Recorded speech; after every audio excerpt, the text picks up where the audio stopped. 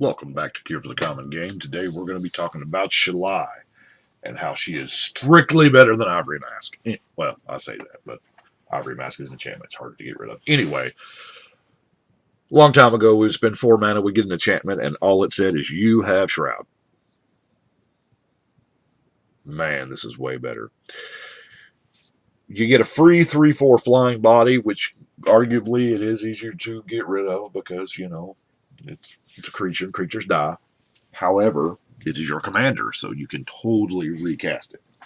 But it also protects you and your walkers and your creatures, so that's beautiful. Hexproof, of course, better than Shroud. And this nifty little ability here at the bottom. 6 mana, put a counter on your team. That's beautiful. And it led me to, as soon as I saw this on the, when the Gosh book got spoiled, I knew exactly what I'd be doing with it. I hate to...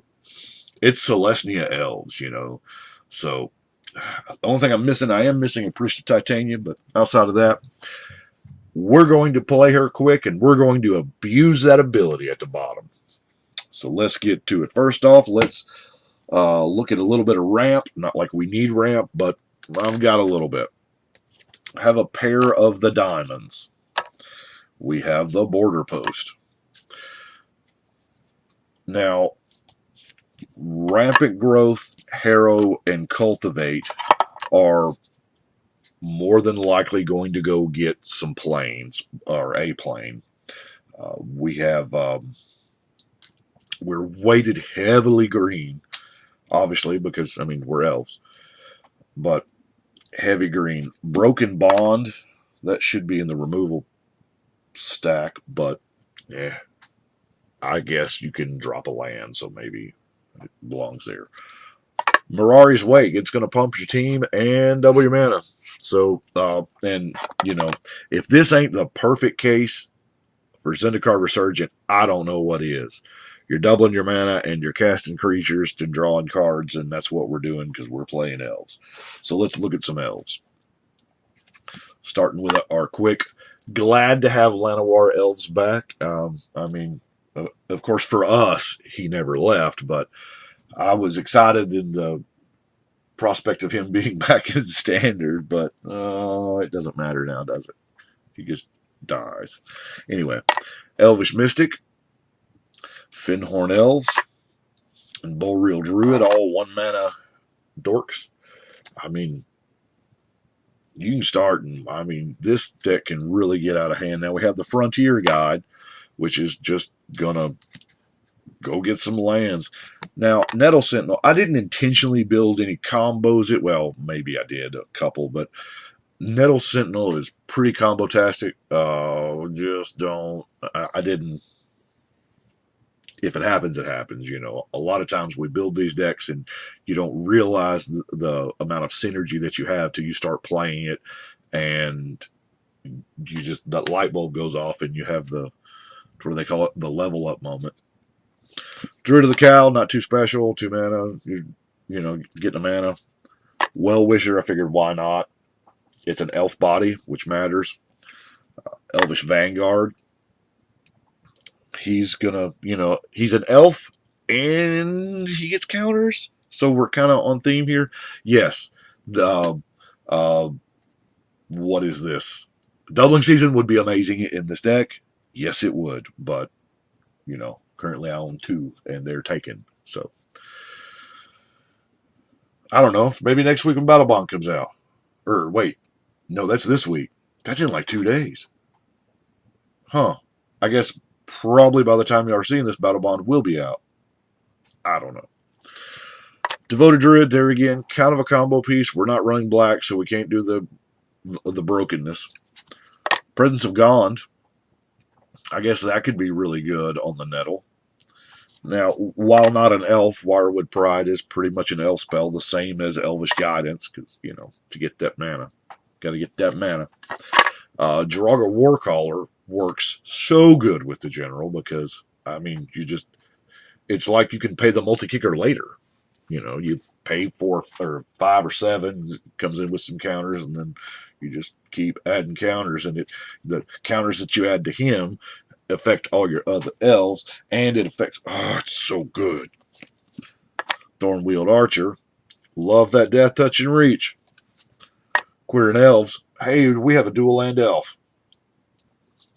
Llanowar Knight. Because why the heck not? I mean, we have 2/2 Pro Black Elf Knight. What? Jagged Scar. Gonna shoot things out of the sky. Izuri. Now, I mean, really?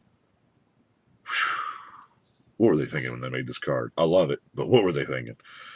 Lifespring Druid, of course, we are playing 2 colors. That matters. Now, the Elvish Archdruid. For the record, yes, I am. This is why I want the Priest of Titania so much, because the Elvish Archdruid, the thing about the Elvish Archdruid, and who else we got that taps for a bunch of mana? We got Elf Mom. They're going to tap for a bunch of mana too, because she just kind of perpetuates the whole thing. The bigger she gets, the more mana she gets that she can feed into the general to make her bigger, and yeah, it's pretty sweet.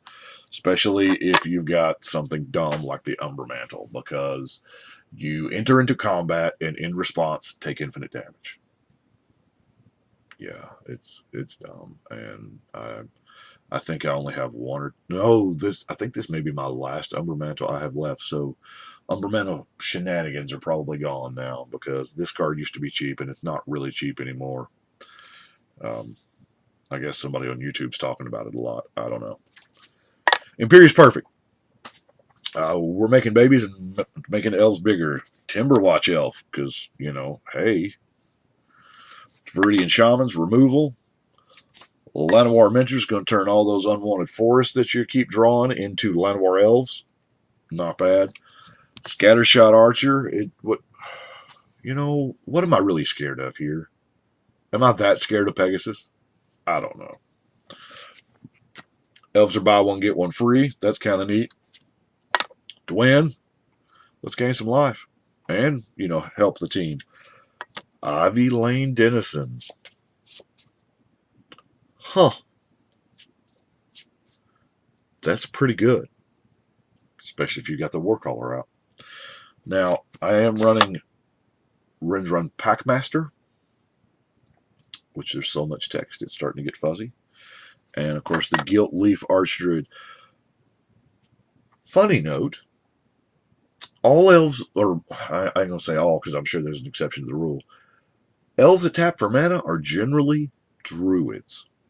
Now, yeah, if you have it, you have it. That mentor guy spits out Llanowar druids, so, hey. Is there a more... I don't want to use... Yeah. Is there a more demoralizing thing than stealing all of someone's lands? I mean, that is crazy. Yeah, if you Armageddon, it hits everybody. It's kind of the community feel bad. But to one player, you're not playing this game for a while. Of course, there's a really good chance that once you get this off, they're just conceding. But even then, if you have a card that says tap 7 untapped druids to target player concedes the game, kind of not bad. So we're playing our general. We're activating it a bunch.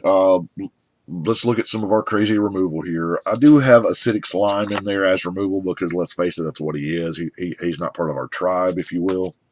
Lignify. I love taking away abilities from creatures, man. Seal Away, Naturalize, Disenchant, and STP. Now, let's look at, I guess, some of the other stuff here that's just kind of, whatever. Brawn's good, especially to give all your guys trample, because you're not always going to have your overrun. I mean, we're playing elves. It seems like a redundant copy since we are running Izuri, but hey, you may not have one. Adventurous Impulse. I mean, okay. Creature or land? The rest... This seems really good. Now, Sigil of the Nyan Gods is, 1/1 for each creature. You're probably going to put it on your commander and go to town. And just win with commander damage. I mean, it's beautiful. And it doesn't see a lot of play. Really like it. Because most token decks aren't, because really we're not a token deck. Repopulate. Board wipes happen, And it's an instant. It cycles, just in case you decide you don't need it. Celestina Charm. Yeah, it's a mini giant growth, but we've got it in there for the exile power 5 or greater, because let's face it, that's most commanders, or most cards that are coming at you. Juniper Order Ranger. It's our colors. It tinkers with the 1/1 counter thing, and this gets, Juniper Order Ranger can get ridiculous. Now, it's enter the battlefield, so it's not cast, so even when you're making those tokens from the Perfect or the Presence of Gond, it's still, it's amazing. Early Harvest, it's just to ramp us out one turn, if you've just got to flood it out for one turn. Now, Shanna seems like a natural fit. Here again, not an elf, but she loves to be surrounded by folks. Safe Right Quest. I don't think I have this in any decks right now. Well, obviously, except for this one. But this, really? Why am I not playing more of this card? Because, I don't know. We have Fracturing Gust. Now, Fracturing Gust is good and all. We have a few artifacts and a few enchantments, not a whole lot. The life gain. Playing with Tsunami. Because you know what? Islands, blue players, are our enemy. Because Cyclonic Rift ruins a day, so we might as well, head that off at the pass by destroying our other island. And you know what? It seems like a horrible card to play, but if people can be okay playing Cyclonic Rift, I can be okay playing Tsunami. Wheel of Sun and Moon is probably one of the more universal cards. You'll see it a lot in Scion of the Urdrago, because, it's just amazing in that deck. But actually, it might need to be in every deck that can cast it, unless you're using, obviously Graveyard. That's what makes the card so beautiful, is that it's offensive and defensive. Can you imagine enchanting a Muldrotha player with this card? Ruin their day. Get Rog? Whoa. Because it's a replacement effect. It says instead. So it never actually hits the yard. Also, for you, if you're doing some, just crazy shenanigans and, your stuff dies, it just comes right back. We don't really have a whole lot of regrowth effects in the deck, so we're just going to get it back. Anyway, I like Wheel of Sun and Moon. This is not the deck to actually absolutely abuse it. There are decks that will. I think I've got another copy in the Shadowmoor binder here, but we'll see if I, throw it in a broken deck here in the next, I don't know. What is this? Deck number 289. So, yeah, I'm not quite halfway. I'm still working on that giant spreadsheet, because if you search Gatherer for legendary creatures, you're going to get, the flip ones and the transform, and then, it's all the stuff. Anyway, last card we have is completely and totally off topic. Because if we've got big mana, if we've got elves, you know what? Let's play the Queen, guys. Let's do it. Because she's amazing.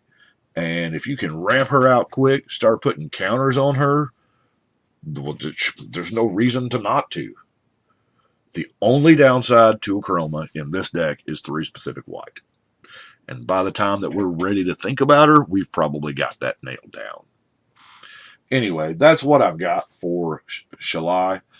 I do appreciate you watching. Y'all let me know what you think. But right now, we're going to shuffle and cut.